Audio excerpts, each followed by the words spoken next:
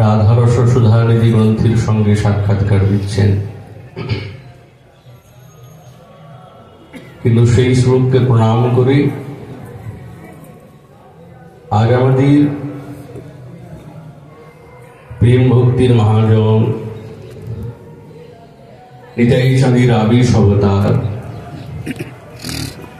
প্রভু নরোত্তম দাস ঠাকুর মহাশয়ের বিরহ মহোৎসব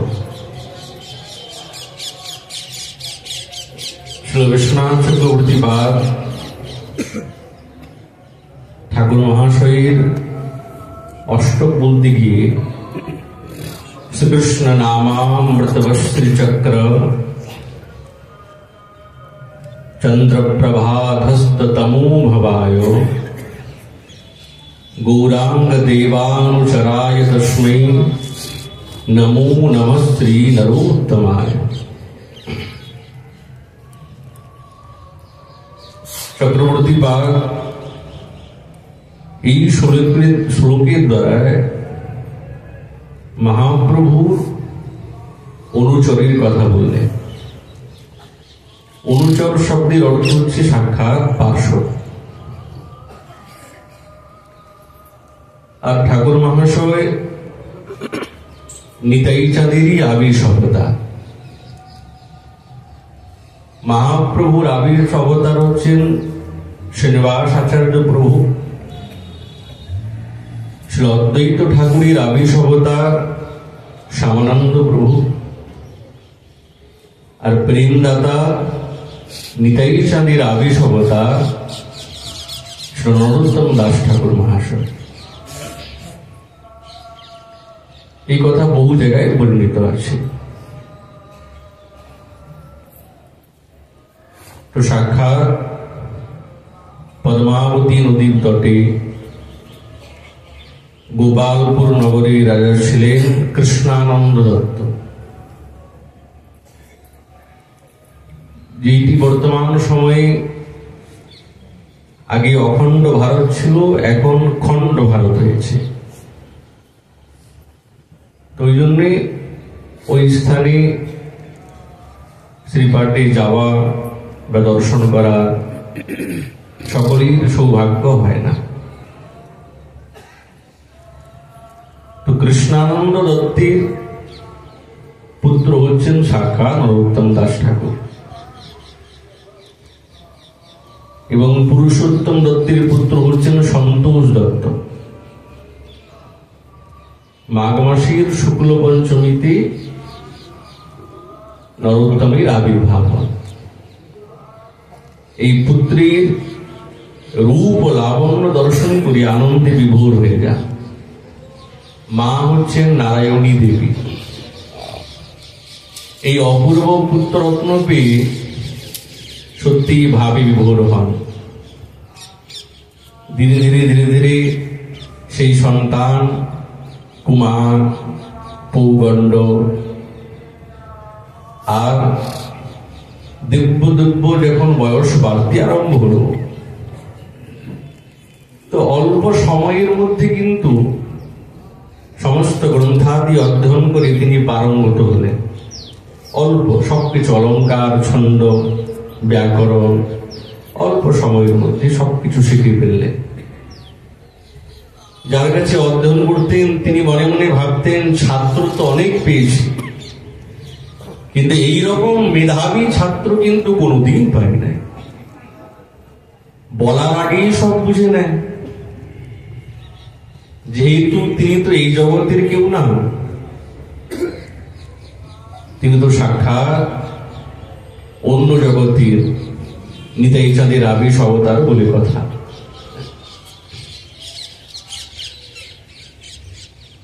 মহাপ্রভুর কথা খুব শুনতেন, কেননা উনি যে স্থানে থাকতেন তো সেখানে কৃষ্ণদাস নামক এক ব্রাহ্মণ থাকতেন। তিনি মহাপ্রভুর সঙ্গে সাক্ষাৎকার করেছেন, নিতাই চাঁদকে দর্শন করেছেন, অদ্বৈত ঠাকুরের সঙ্গ করেছেন। তো নরোত্তম উনার সঙ্গ বুঝতেন। তো ইনি খুব মহাপ্রভুর কথা, নিতাই চাঁদের কথা, অদ্বৈত ঠাকুরের কথা বলতেন। তো ওইখান থেকে নরোত্তমের হৃদয়ের মধ্যে সংসারের প্রতি বিরক্তি এসে গেল, আরো ভালো লাগে না। একদিন মহাপ্রভু স্বপার্ষদে নরোত্তমকে স্বপ্নে দর্শন দেন। নরোত্তম মনে মনে ভাবছিল স্বপ্ন নয়, সাক্ষাৎ পেয়েছি, আমি সাক্ষাৎ দর্শন পেয়েছি। নিতাই চাঁদের কৃপা তো পূর্ণ পেয়েছেন, কিন্তু ভাবছেন মনের মধ্যে চরম বৈরাগ্য এসে গেল, আর কিছুই ভালো লাগে না, কিছুই ভালো লাগে না। যখন মহাপ্রভু কানাইয়ের নাটশালাতে আসেন, তখন একটা শব্দ উচ্চারণ করেছেন, নরোত্তম। এই শব্দের যথার্থ অর্থ কেউ বুঝতে পারে না। প্রভু কহে, শ্রীপাদ বুঝি করহ ভাবনা, আপনার গুণ তুমি না জানো আপনা, নীলাচল যাইতে যত কাঁদিয়াছ তুমি, সেই প্রেমা দিনে দিনে বাঁধিয়াছি আমি, সে প্রেম রাখিব আমি পদ্মাবতী তীরে, নরোত্তম নামী পাত্র দিব আমি তারে, প্রেমে জন্ম হবে তার আমা বিদ্যমানে, এখানে রাখিয়া যাব পদ্মাবতী স্থানে।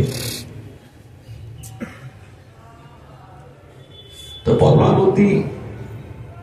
পদ্মা তিনি জিজ্ঞাসা করলেন যে আমি কি করে বুঝবো কি নরোত্তম, আমার এই কল্লোল প্রবাহিনী এই জলে তো সকলেই স্নান করে, কি করে চিনব? লক্ষ লক্ষ কি করে জানবো যে ইনি নরোত্তম আর এই প্রেম দেব? প্রভু কহে, যাহার পরশে তুমি অধিক উছলিবা, সেই নরোত্তম, তাদের তুমি সেই প্রেম দেবা। যখন তিনি স্নান করবে, তোমার এই উত্তাল তরঙ্গ আরো বেশি উচ্ছ্বলিত হবে, তখনই তুমি জানবে হ্যাঁ ইনি সেই নরোত্তম, সেই প্রেম তুমি তাকে দেবে। তো নরোত্তম দাস ঠাকুর মহাশয় যখন সেই পদ্মাবতীতে স্নান করলেন, তো সমস্ত গচ্ছিত প্রেম ওখানেই হৃদয়ের মধ্যে সঞ্চার হয়ে গেল। আচ্ছা, প্রেম যদি সঞ্চার হয়ে যায়, তাহলে তো তিনি তো এই জগতের কোনো সুদবুদ কোনো জ্ঞান থাকবে না, নিশ্চয়ই থাকবে না, উন্মত্ত হয়ে গেছে, উন্মত্ত হয়ে অচৈতন্য হয়ে পড়েছেন এই পদ্মা নদীর তটে। যেন কেউ স্বপ্নে আদেশ করছে, নরোত্তম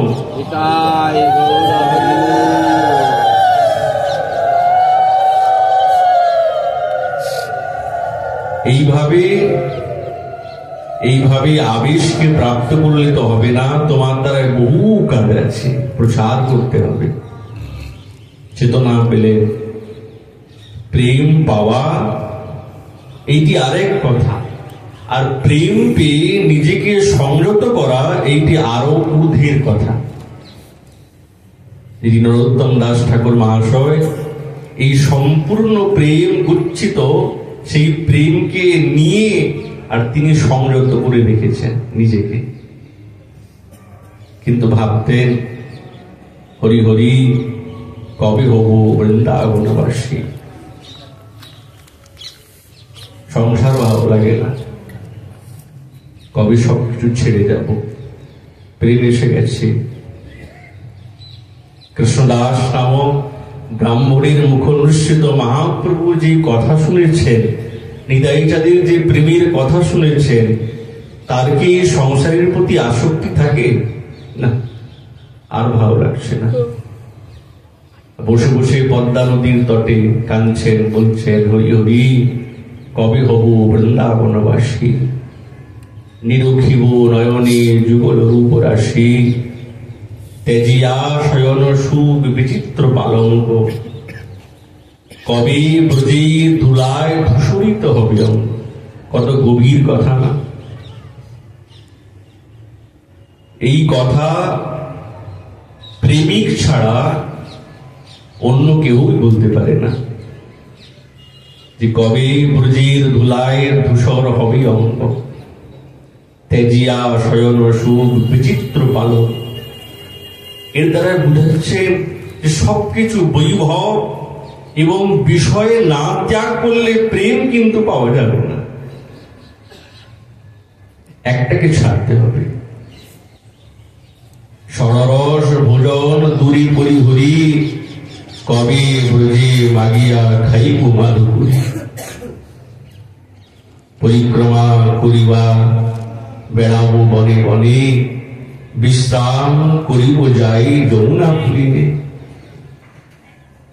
তাপ দূরে করিব শীতল বংশী বটে, কুঞ্জে বৈঠব হাম বৈষ্ণব নিকটে।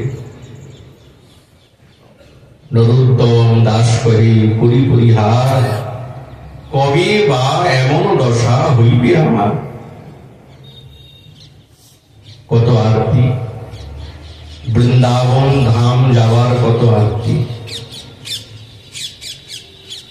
আসলে এই আরতি সাধকের কোনোদিনই কম হয় না। কখন কম হয় না? যদি বৃন্দাবন ধাম আমাদের জীবনের সুলভ না হতো না, তাহলে বৃন্দাবন ধামের প্রতি যে প্রেম এবং যে অনুভব, এটা খুব তীব্র থাকত। সুলভ হয়ে গেছে তো বৃন্দাবন আসা সাধকের প্রতি খুব সুলভ, সহজে বৃন্দাবন আসতে পারি। সেই যে আবেগ, আচার্যগণের যে আবেগ, তখন তো বৃন্দাবন আসা এত সুলভ না, খুব কষ্ট করে। কিন্তু কষ্ট করে এসেও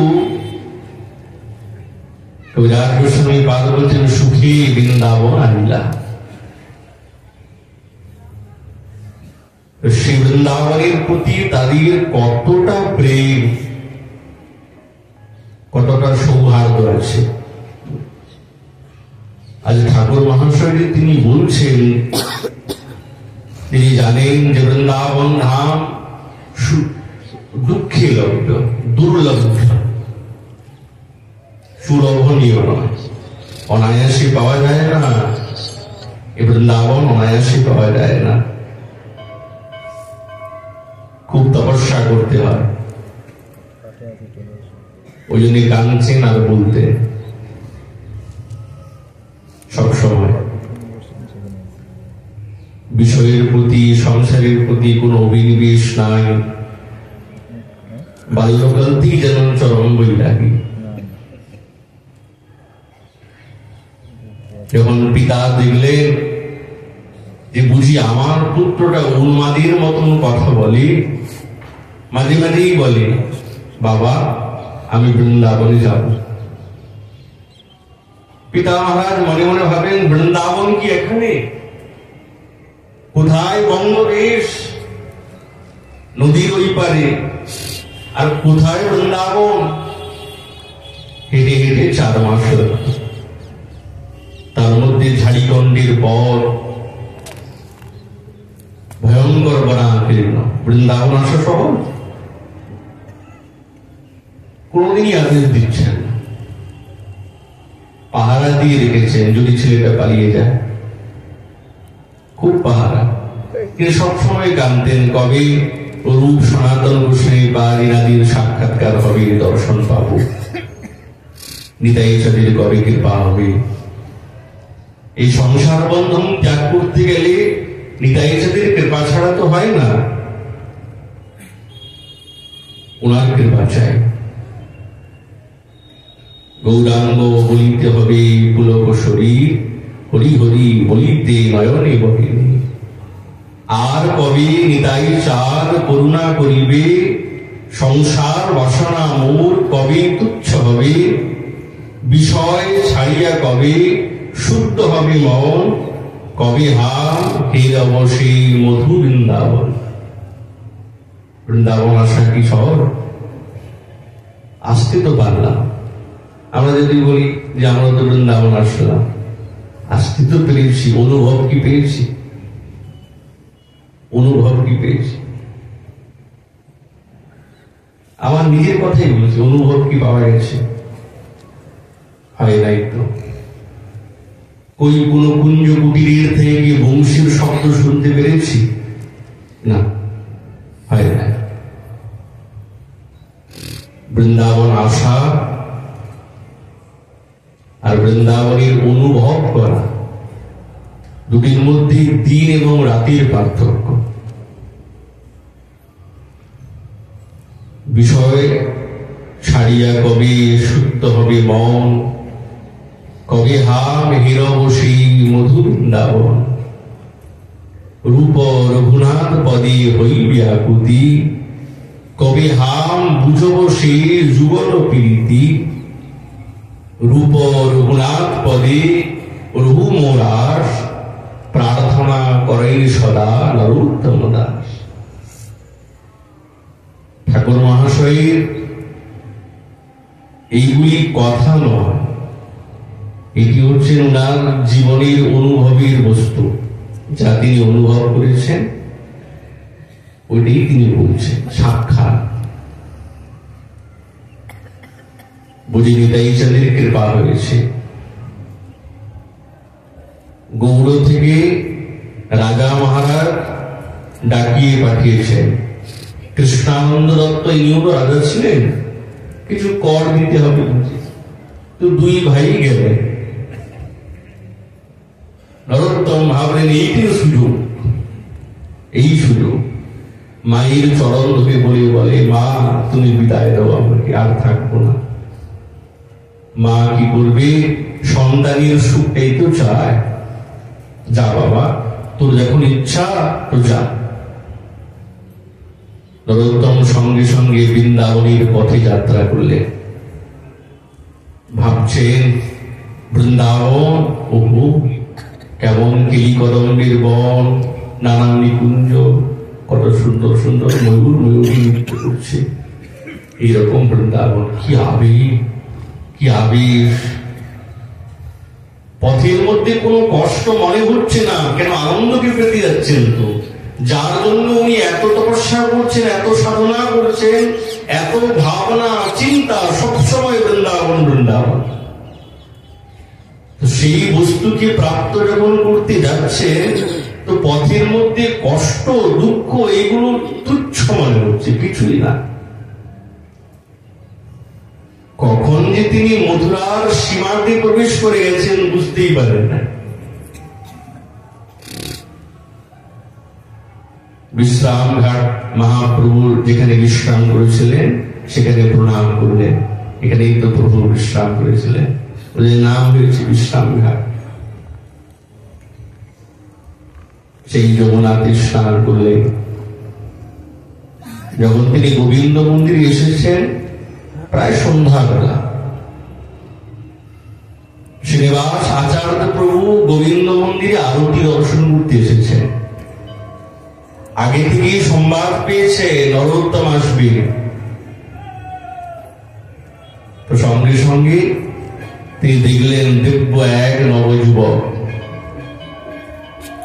তুমি নরোত্তম? প্রণাম করে বলছে, হ্যাঁ আমি নরোত্তম, চলো। শ্রীনিবাস আচার্য প্রভু নরোত্তমকে সঙ্গে নিয়ে তিনি শ্রীজীব গোস্বামীর কাছে উপস্থিত করালেন। সাষ্টাঙ্গে প্রণাম করেছেন। বিদ্বৎ বরেণ্য, শুনেছিলাম যে সাক্ষাৎ জ্ঞান কাকে বলে, জ্ঞানীর স্বরূপ হচ্ছেন শ্রীজীব গোস্বামী পাদ, সাক্ষাৎ জ্ঞানীর মূর্তি। এত বিদ্বান, উনার কলমে ভুল হওয়ার কোন সম্ভাবনা নাই। শ্রীজীব গোস্বামী পাদের কলমে অক্ষরে কোন ভুল হতে পারে? অসম্ভব। ছিল রূপ গোস্বামী পাদ, ছিল সনাতন গোস্বামী পাদ, যত আচার্যগণ যদি গ্রন্থ লিখতেন তো সেই গ্রন্থ আগে শ্রীজীব গোস্বামী পাদের হাতে দিতেন আর বলতেন তুমি একটু ভালো করে দেখে দাও কোথায় ভুল হয়েছে কোথায় ঠিক হয়েছে। এবার চিন্তা করুন রূপ আর সনাতন তাদের জ্ঞান কেমন, আর উনাদের গ্রন্থ অক্ষর তিনি দেখতেন, ওনাকে বলতেন কেমন জ্ঞান, কেমন বিদ্বত্তা। নরোত্তম শুনেছিলেন, ইনাদের সঙ্গে সাক্ষাৎকার তো কোনোদিন হয় নাই, তো দেখছেন সাক্ষাৎ জ্ঞানীর মূর্তি, সাষ্টাঙ্গে প্রণাম করলেন। শ্রীজীব গোস্বামী পাদ বলছে শোনো, তোমার গুরুদেব প্রভু লোকনাথ, যাও ওনার সঙ্গে সাক্ষাৎকার করো। সঙ্গে সঙ্গে লোকনাথ প্রভু উনি ভজন করতেন উমরাইতে, যেখানে রাধারানীর রাজ্যাভিষেক হয়েছে। রাধারানীর রাজ্যাভিষেকের তিথি হচ্ছে চৈত্র পূর্ণিমাতে। মাধব মহোৎসব গ্রন্থে আচার্য পাদ লিখেছেন পূর্ণমাসী দেবী সকলকে ডেকে বলছেন এই তিথিটা নির্ণয় করা হলো। কোন তিথি? চৈত্র মাসের পূর্ণিমা। এই পূর্ণিমাতে রাজ্যাভিষেক হবে। ওই রায় রাজা হয়েছিলেন, তাই রাজ্যাভিষেক। গোবিন্দ নিজেই ছাতা নিয়ে দাঁড়িয়েছেন বলে ওনার একটা নাম এলো ছত্রধর, ছাতা ধরেছেন পিছনে দাঁড়িয়ে। রায় রাজা, এই বৃন্দাবনের রাজা হচ্ছে সাক্ষাৎ রাধা ঠাকুরানী। ওই জন্য সকলের মুখে এখানে রাধে রাধে। যেই রাজ্যে বাস করতে হয় সেই রাজার গুণগা না গাইলে তো হয় না, তারই গুণ গাইতে সকলেই রাধে রাধে। এখানে কাউকে শিখাতে হয় না, এমনি শিখেছি নিয়েছি। লোকনাথ প্রভু ওইখানে ভজন করতেন। অনিকেতন বাস, চরম বৈরাগী, এইরকম বৈরাগ্য দেখা যায় না। অনিকেতন বাস। চক্রবর্তী বাপ বলছেন যে রাগা নুগা বর্তমানি ইয়ৎ প্রসারা বিশন্তি অবিজ্ঞা অপি নির্বিষন্না জনে কৃতাগস্যপি যস্তবানন্তম লোকনাথং প্রভুম আশ্রয়াম। আমি আশ্রয় গ্রহণ করি সেই লোকনাথ গোস্বামী পাদের শ্রীচরণে। তিনি এই রাগানুগা মার্গের যথার্থ পদ্ধতি, যার কৃপাতে অসম্ভব নয়, সম্ভব এই রাগানুগ মার্গেতে প্রবেশ করতে। যিনি চরম বৈরাগী, অনিকেতন বাস, একটা কুটি পর্যন্ত বানানো নাই। পিলু গাছের তলে নিরন্তর ওখানে থাকতেন, ভজন করতেন সারা জীবন। কোনদিন একটা কুটি নির্মাণ করেন নাই। মনের মধ্যে ভেবেছে কাউকে শিষ্য করব না, শিষ্য করলে জ্বালা, শিষ্য করব না, কথা শুনবে না, শিষ্য করব না। এটা তিনি পণ করেছেন। আর প্রভু লোকনাথ উনি যে বিরহ মহাপ্রভুর সঙ্গে যখনই যেই দিকে সাক্ষাৎকার করতে যান সেখানেই মহাপ্রভু নাই। শুনেছেন মহাপ্রভু দক্ষিণ ভারতে, তিনিও দৌড়িয়েছেন দক্ষিণ ভারত প্রভুর সঙ্গে সাক্ষাৎকার করবে। ওইখানে শুনলেন তিনি তো চলে গেছেন নীলাচলে, সেখান থেকে দৌড়াতে আরম্ভ করলেন নীলাচলে। যখনই নীলাচলে আসলেন তখন তিনি শুনলেন প্রভু তো বৃন্দাবন ধামের দিকে যাত্রা করলেন। তখন তিনি বৃন্দাবনে গেলেন। বৃন্দাবনে এসে শুনলেন প্রভু তো ওই তো কয়েকদিন আগেই বেরিয়ে গেলেন। আচ্ছা বলুন তো, যার জীবনে যার সঙ্গে সাক্ষাৎকার করার জন্য এতটা আবেগ, আর তিনি তার সঙ্গে যদি সাক্ষাৎকার না করতে পারেন তো মনের মধ্যে কেমন বিরহ আসে। লোকনাথ প্রভু বলছেন আমিও বৃন্দাবন, আমিও যাবো প্রভুর সঙ্গে সাক্ষাৎকার করতে প্রয়াগ। আজকের পর থেকে হেঁটে হেঁটে চলেছেন দক্ষিণ ভারত, হেঁটে হেঁটে নীলাচল, হেঁটে হেঁটে আবার বৃন্দাবন, আবার ভাবছেন আবার যাব। তখন প্রভু বলছেন আরে লোকনাথ, আর আমি তোমাকে ছেড়ে কোথাও নেই, আমি তোমার কাছেই আছি, আমি তোমার সঙ্গে আছি। তুমি আমাকে ভিন্ন বলে মনে করছো কেন?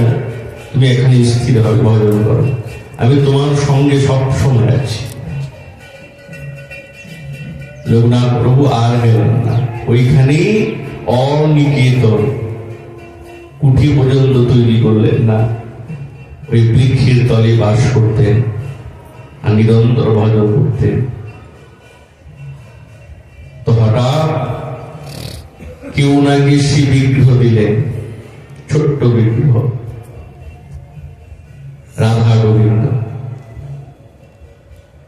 তুমি বলছে আমি এই বিগ্রহ নিয়ে করবো কি? আমার কাছে কিছু নেই, আমি লোটা চিন্তাধারী, আমার কাছে একটা কাপড় নেই, আমার কাছে সিংহাসন নেই, পাত্র নেই। ঠাকুরকে বিগ্রহ রাখতে গেলে তো ঠাকুরের সেবা পুজো চাই, ঘন্টা চাই, শঙ্খ চাই, বাতি চাই, কত কিছু সরঞ্জাম চাই, ষোড়শ উপচারের সেবা। এইগুলো আমার কাছে কিচ্ছু নেই। এই ছেঁড়া কাঁথা, নেড়া মাথা, মুখে কৃষ্ণ গুণগাথা, পরিধানে ছেঁড়া বহির্বাস, এছাড়া তো কিছুই নেই আমার কাছে, আমি তো রাখতে পারবো না। কিন্তু ভগবানের প্রেম উনি না রাখলে হবে কি? ভগবান তো ছাড়বেন না, ভগবান তো ওনার কাছেই থাকবেন, এটাই তো প্রেম। ঠাকুর নিয়ে এখন বিপদে পড়েছে।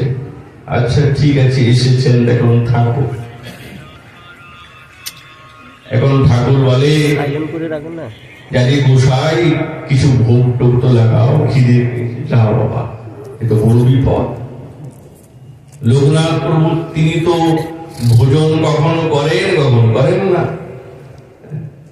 ভজনে তল্লীন থাকেন। ঠাকুর বলছে খিদে পেয়েছে কিছু দাও, প্রেমের ভাষা। লোকনাথ প্রভু কি করবেন? দৌড়ে গেলে আচ্ছা ঠাকুর বসো, দেখি ব্যবস্থা করি। গ্রামে গিয়ে মাদুপুরি করে আনলেন, ওই ঠাকুরকে ভোগ লাগালেন, রুটি আর গুড়। ঠাকুর তাই খেলেন, বাহ খুব স্বাদ, খুব স্বাদ। নাম রাখলেন রাধা বিনোদ। কোথায় রাখতেন?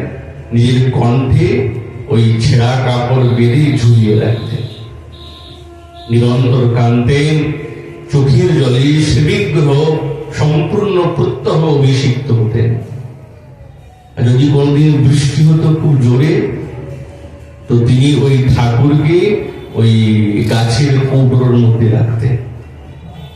একে সাত্বিক সেবা বলে, প্রেমের সেবা। এই সেবার পরিপাটি আচার্য ছাড়া সকলের পক্ষে সম্ভব না। এই সেবা ওই ঠাকুরকে ভোগ লাগাতেন, ওইভাবে গানতেন, ভজন করতেন নিরন্তর।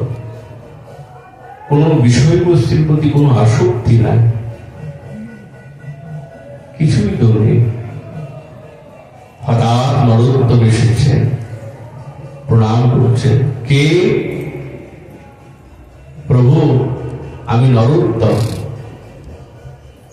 কোথা থেকে এসেছো? সম্পূর্ণ বৃত্তান্ত বললেন।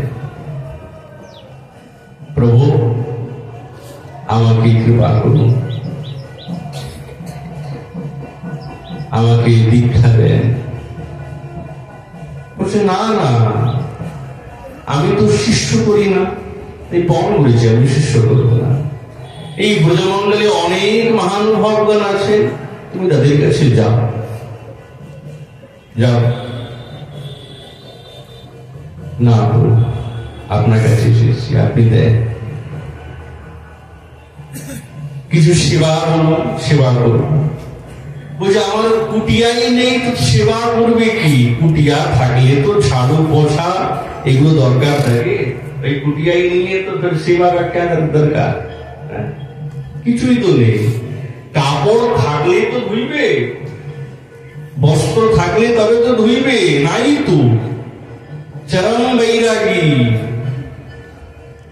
কিছুই নেই, সেবা করবে কি? গাছের তলে থাকে, সেবার তো কোনো উপযোগী নেই। বলছে না বাবা, জীবনে আমি কারোর সেবা করি নাই, আর আমি কারোর সেবা দেব কেন? না,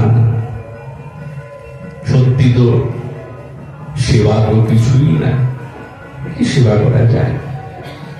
সেবক হওয়া খুব কঠিন, দাস হওয়া খুব কঠিন। এই উপাধি গুরুদেব আমাদেরকে দিয়েছেন, কিন্তু এই উপাধিতে বিশ্বস্ত হওয়া খুব কঠিন। দাস বিনম্র এবং দীনতা না থাকলে সে তো দাস হতে পারবে না। সেবা বিনয় নম্রতা না থাকলে তো সেবা করতে পারবে না। প্রভু তো দাস হতে পারে না, সে সেবা করতেও পারবে না। নরোত্তম মনে মনে ভাবছেন, ইনি যদি পণ করে থাকেন যে আমি শিষ্য করব না, তো আমিও পণ করে বসেছি, যদি গুরু বানাতে হয় তো ইনারই চরণ ধরবো, আমি আর কোথাও যাব না, আর কোথাও যাব না। গুরুদেব আমাদের জীবনের সাধারণ বস্তু না, অসাধারণ বস্তু। গুরুদেব গুরুকরণ করা এই জীবনের আমাদের একটা বহুমূল্য এবং শ্রেষ্ঠ অনুভব, শ্রেষ্ঠ অনুভব। গুরুদেব কত পরীক্ষা করেন শিষ্যকে। দীক্ষা নেওয়ার আগে শিষ্যকে সিদ্ধ বানিয়ে দেন। আমাদের পরাৎপর গুরুদেব মহারাজ শ্রী শ্রী সুবলদাস বাবাজি মহারাজ, আমাদের দাদু মহারাজ শ্রী শ্রী 108 জয়নিতাই দাদু মহারাজ, উনি 10 বছর সেবা করেছেন, ঘুরেছেন গুরুদেবের কাছে। 10 বছর, সত্যি কথা। উনি এই ব্রজমণ্ডলীর সবার কাছে গেলেন। সবার প্রথম এসে উনি গোবিন্দকুণ্ডী সিদ্ধ মনোহর দাস বাবাজি মহারাজের কাছে উপস্থিত হলেন। বললেন, বাবাজি মহারাজ আমাকে দীক্ষা দেন। উনি বলছে, শোনো, তুমি এই বৃন্দাবনের ঘুরো আগে, তোমার গুরুদেব আছে, ঘুরো। তো সমস্ত এই ব্রজবসরাশি কোষ মন্ডলে তুমি ঘুরলেন, খুব ঘুরে এসে সকলের সঙ্গে সাক্ষাৎকার করলেন। যখন আসলেন তো বলছেন, সকলের সঙ্গে সাক্ষাৎকার হয়েছে? হ্যাঁ, সকলের সঙ্গে হয়েছে। সকলের সঙ্গে? হ্যাঁ, রাধাকুণ্ডে গিয়েছিলেন? বলছে, হ্যাঁ, রাধাকুণ্ড গিয়েছিলাম। সকলের সঙ্গে সাক্ষাৎকার করলে? হ্যাঁ, করেছে। সুবলদাস বাবাজি মহারাজের সঙ্গে সাক্ষাৎকার হয়েছে? না, তোমার সঙ্গে সাক্ষাৎকার তো হয় না। উনি কুঠির থেকে বেরোতেনই না। উনি এই যে ঘনমাধব আছে, ঘনমাধব ঘেরায় রাধাবিনোদের পিছনে ওই যে শত্রু গাছ আছে, টেরার শত্রু গাছ বলে আমাদের হিন্দি ভাষাতে, ওই বৃক্ষের তলে ওখানে ছোট্ট একজনের মতন থাকার মতন একটা ছোট্ট কুটিয়া ছিল। একজন থাকতে পারবে।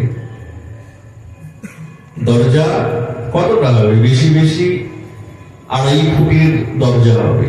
একজন মানুষ ঢুকতে পারবে, আর একজনই ওখানে থাকতে পারবে, আর একজনই বেরোতে পারবে, দ্বিতীয় ব্যক্তি বেরোতে পারবে। উনি বললেন, যাও, উনি হচ্ছেন তোমার গুরুদেব। এসেছেন, এসে বললেই কি গুরুদেব দীক্ষা দিতে দেবেন? কথাই বলেন নাই, কয়েক বছর তো কথাই বলে না যে তুমি কে, তোমার পরিচয় কি। ওই দ্বারে বসে থাকতেন আর বাইরে একটু ঝাড়ু টাড়ু দিতেন। কয়েক বছর যখন কেটে গেল, তখন বাবাজি মহারাজ জিজ্ঞাসা করলেন তোমার কি নাম? তখন বললেন গুরুদেব আপনি দীক্ষা দেন। 10 বছর প্রতীক্ষা করালেন, তবে গিয়ে ওনাকে প্রথম দীক্ষা দিলেন। প্রথম তো বীজ দিয়েছিলেন শ্রী শ্রী 108 রাধারমণ দাস বাবাজি মহারাজ। ওনার প্রথম বীজ দেন, দীক্ষা পরে দেন দাদু মহারাজকে।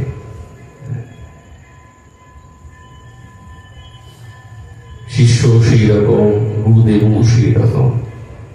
ওই তিনি তো দৌড়ান নাই, যদি ইনি গুরুদেব আমাকে হন তো ইনাকে ছাড়া কিন্তু আমি আর কোথাও যাব না, আর না। নরোত্তম দাস ঠাকুর মহাশয় ঠিক সেই রকম, যদি গুরু বানাতে হয় তো ইনি আমার গুরু। দৃঢ় সংকল্প। গুরু কোনদিন লঘু হতে পারে না। সেবক সেবা খুঁজে নেয়, বলতে হবে না। একটাই সেবা আছে, ম্যাথুরির সেবা। হাতে ঝাড়ু নিয়েছেন লোকনাথ প্রভু, যেখানে বাহ্যকৃত্য করতে যান, নরোত্তম ওই মধ্যরাত্রিতে উঠে আর ওখানে পরিষ্কার করে ঝাড়ু দিয়ে প্রত্যেক দিন সেবা করছে। ঝাড়ুটাকে বুকের মধ্যে নিয়ে কাঁদতেন, হে মার্জনী, তোমার তো বড় সৌভাগ্য, যদি আমি মার্জনী হতে পারতাম আমার জীবনটা সফল হয়ে যেত। এই ব্রজের ধুলাতে লুণ্ঠিত হতে পারতাম, যেই আশাতে বৃন্দাবনে আসা। তোমার তো সৌভাগ্য, তুমি আমার গুরুদেবের সেবা করছো, কিন্তু আমি তো পারলাম না। ঝাড়ুটাকে বুকের মধ্যে নিয়ে কাঁদতেন, ছটফট করতেন। কি ভাব, গুরুদেবের প্রতি গবেষণা। লোকনাথ প্রভু মনে মনে ভাবছেন, কি ব্যাপার, কি আমাকে অপরাধী করছে? এই ম্যাথুরের সেবা কি করছে আমাকে অপরাধী? উনি আর মধ্যরাত্রিতে তাকিয়ে দেখছেন রাজপুত্র নরোত্তম ওই ম্যাথুরের সেবা করছে। সেবা একটি এমন বস্তু যার দ্বারায় শ্রেষ্ঠ আচার্যগণের মন বিগলিত হয়ে যায়। এই জগতে যদি কৃপা প্রাপ্ত করতে হয় তো মহারাজ একটাই উপায়, আর কোন পথ নেই, সেবা। সেবার দ্বারাই কৃপা পাওয়া যায়, আর কিছু করতে হবে না। যদি কোনদিন সাধু গুরু বৈষ্ণবের দৃষ্টি পড়ে যায় তো ব্যাস হয়ে গেছে। এই ভক্তির প্রবাহেতে কেউ তাকে অবরোধ করতে পারবে না, কৃপা হয়ে গেছে। প্রভু লোকনাথ সঙ্গে সঙ্গে হাতে ধরলে, নরোত্তম রাজপুত্র করো কি তুমি? রাজার ছেলে হয়ে আর এই ম্যাথুরের সেবা? হায় হায়, কি করি? সঙ্গে সঙ্গে চরণে পড়ে গেছেন, গুরুদেব আপনি কৃপা করুন, আপনি না কৃপা করলে তো আর বাঁচব না। প্রসন্ন হয়ে গেলেন, বা তোমার সেবাতে আমি বড় প্রসন্ন, তোমাকে আমি দীক্ষা দেব, তোমাকে দেব দীক্ষা। এই মনের মধ্যে যখন ভাবলেন, আর মহাপ্রভু লোকনাথকে আদেশ করেছিলেন যে একদম রাজপুত্র তোমার কাছে আসবে। কার? সেই শ্রাবণ মাসের পূর্ণিমা তিথিতে প্রভু লোকনাথ তিনি যমুনার তটে নরোত্তম দাসকে প্রথম এই কৃষ্ণ মন্ত্রে দীক্ষা প্রদান করলেন। কিন্তু কি আশ্চর্য, বলতে তো পারতেন এবার তুমি আমার সেবা করো, না, শোনো, শ্রীজীব গোস্বামী পাদ আছে, তুমি তার কাছে গিয়ে আমাদের বৈষ্ণব গ্রন্থকে অধ্যয়ন করো। যেহেতু নরোত্তম দাস ঠাকুর মহাশয় তিনি পূর্বের থেকেই বিদ্বান, অলঙ্কার, ছন্দ, বেদ, বেদান্ত, ব্যাকরণে তিনি পারঙ্গত ছিলেন, কিন্তু থাকলে হবে কি, আচার্যগণের গ্রন্থের গবেষণা এই বেদ, বেদান্ত এবং ব্যাকরণের অনুভব থাকলে হয় না, কিন্তু আচার্যগণের নিকটেই অধ্যাপনা করতে হয়।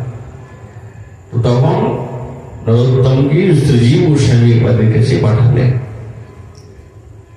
শ্রীচরণে পড়ে উনি হরিনামামৃত ব্যাকরণ অধ্যয়ন করলেন এবং সমস্ত আমাদের আচার্যগণের যে সমস্ত গ্রন্থাবলী, সেই গ্রন্থাবলীতে গভীর গবেষণা করলেন। সেই সময় ত্রিবেণী সঙ্গম হয়েছে। শ্রীনিবাস আচার্য প্রভু এবং শ্যামানন্দ প্রভু আর নরোত্তম দাস ঠাকুর মহাশয় তিনজন একসঙ্গে শ্রীজীব গোস্বামী পাদের কাছ থেকে সব কিছু শিখলেন।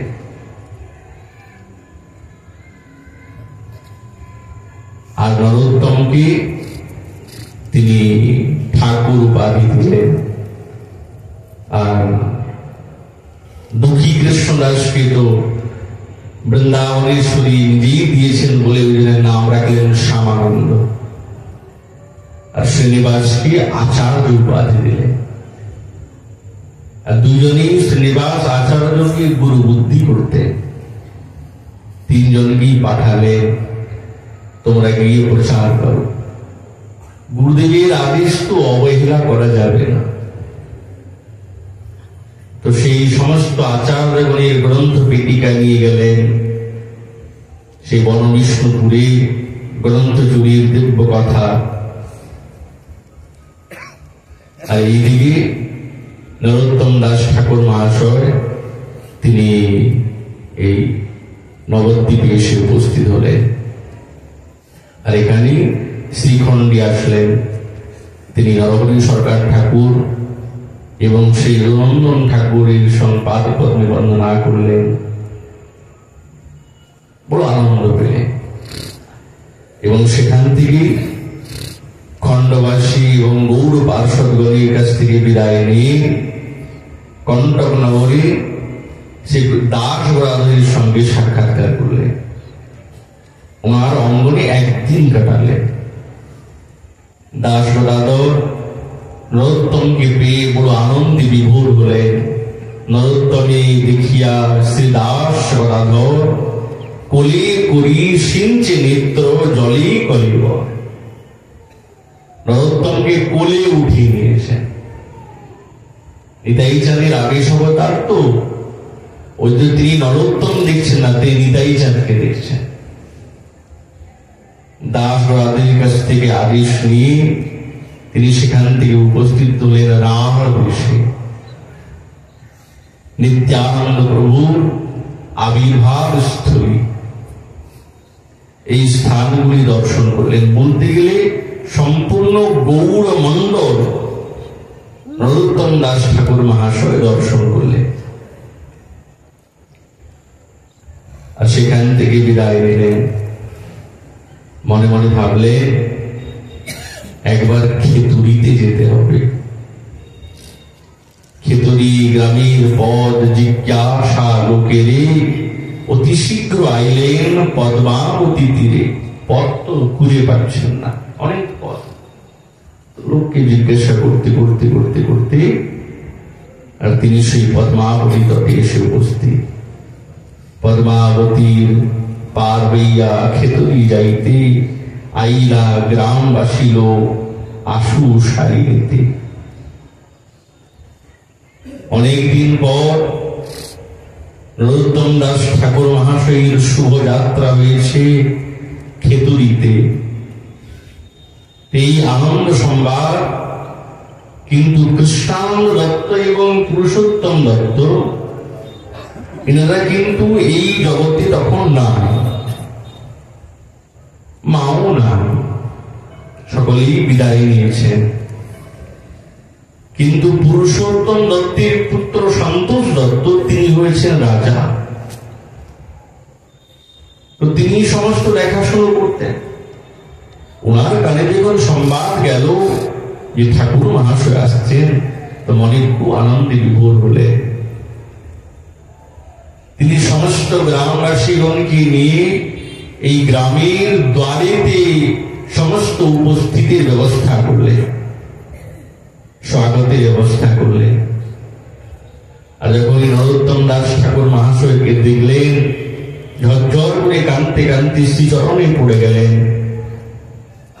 বুকে জড়িয়ে ধরলেন এবং সমস্ত এই গ্রামবাসী এবং সব কুশল বার্তা জিজ্ঞাসা করলেন। আর সন্তোষ দত্ত তিনি প্রার্থনা করলেন যে প্রভু, আমার বড় ইচ্ছা, আমি সুন্দর একটি মন্দির নির্মাণ করে শ্রী বিগ্রহ প্রতিষ্ঠা করতে চাই।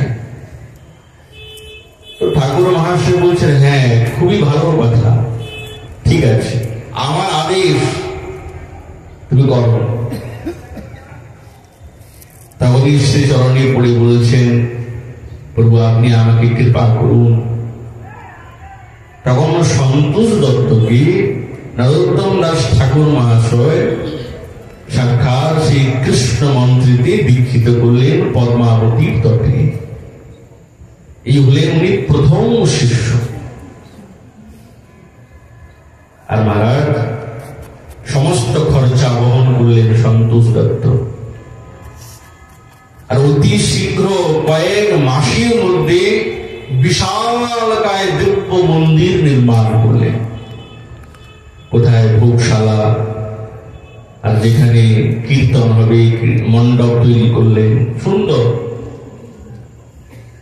আর এত বড় মহোৎসবের আয়োজন করলেন যেন মনে হচ্ছে সেই ইন্দ্রপ্রস্থে রাজসূয় যজ্ঞ।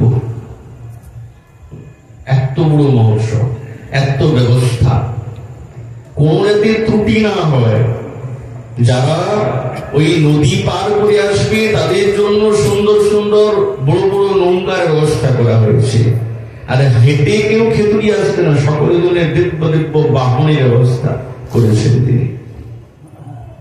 আর মহারাজ শ্রীগণ্ড, জাজিগ্রাম, শান্তিপুর, নবদ্বীপ, খড়দহ, কালনা, যত এই মহাপ্রভুর গৌর পার্শ্বদগণ ছিলেন সকলকে নিমন্ত্রণ পত্র দিবা হল। বুধুরি গ্রামে গোবিন্দ কবিরাজকে উদ্ধার করে সেখানে দিব্য মহোৎসব করে শ্রীনিবাস আচার্য প্রভু খেতুরিতে এসে উপস্থিত হলেন, শুভাগমন করলেন অধিবাসীর পূর্বে।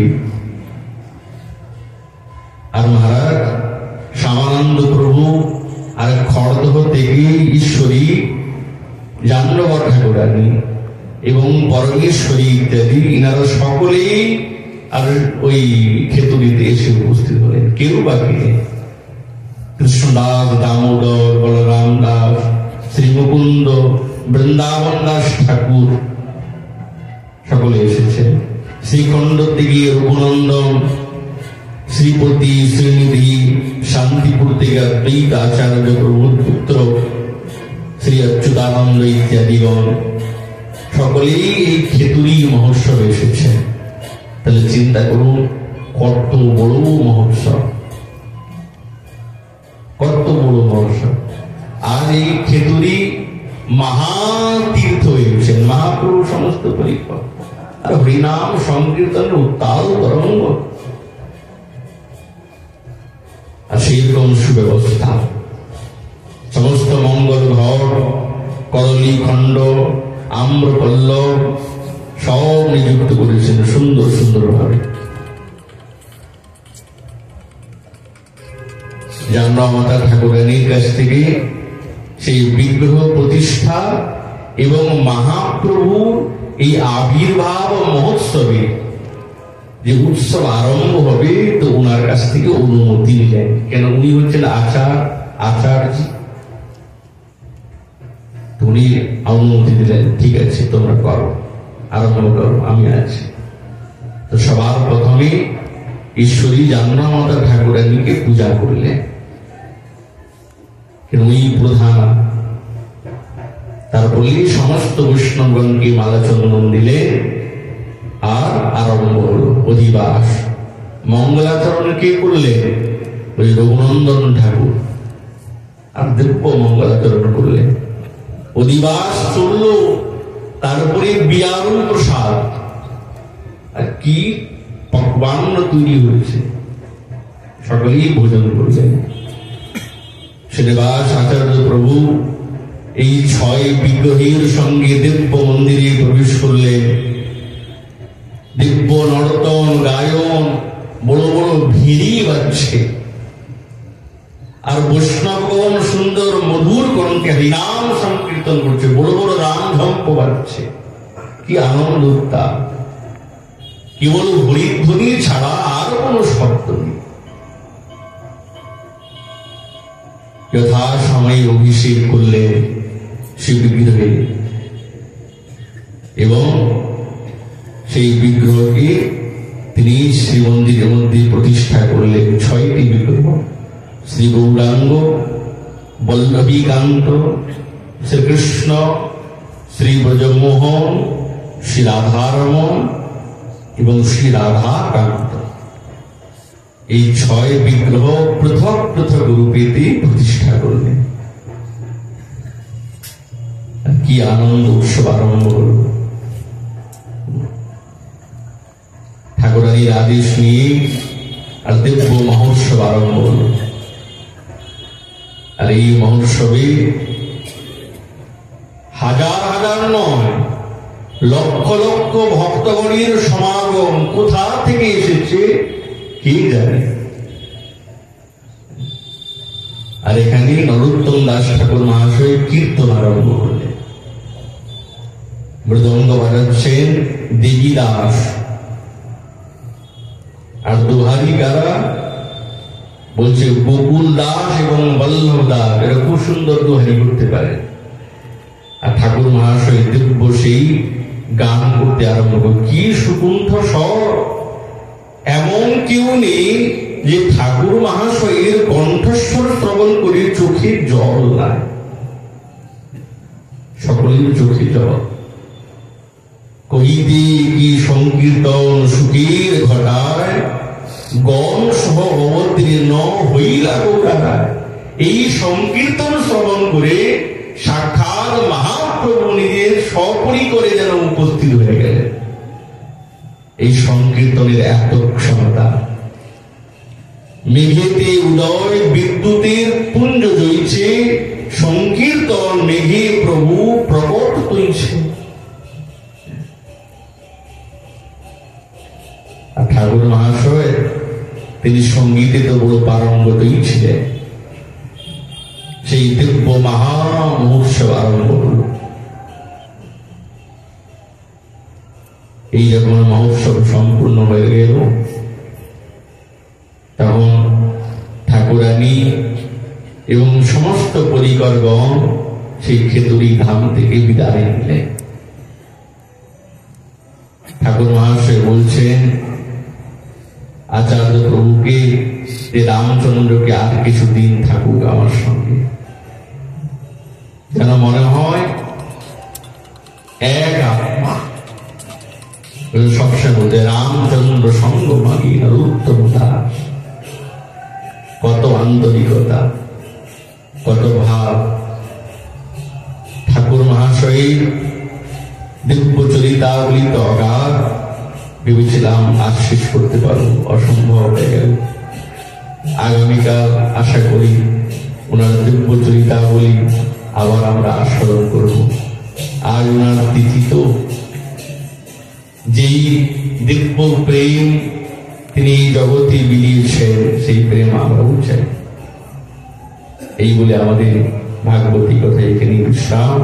মহাপ্রভু কৃপাল আগামীকাল আবার এই বিষয়ে আলোচনা হবে।